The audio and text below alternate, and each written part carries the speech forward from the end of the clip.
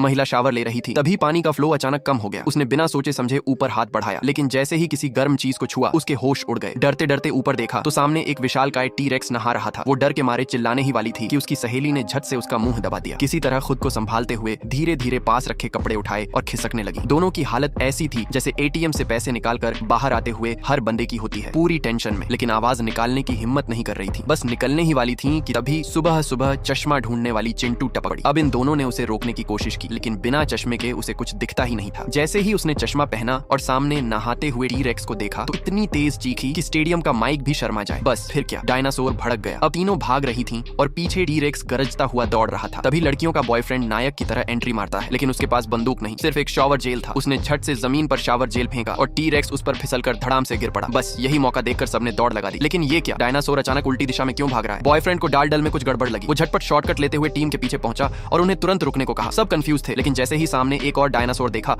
तो बिना कुछ पूछे पीछे भागने लगे। आखिरकार बॉयफ्रेंड की चालाकी की वजह से सबकी जान बच गई।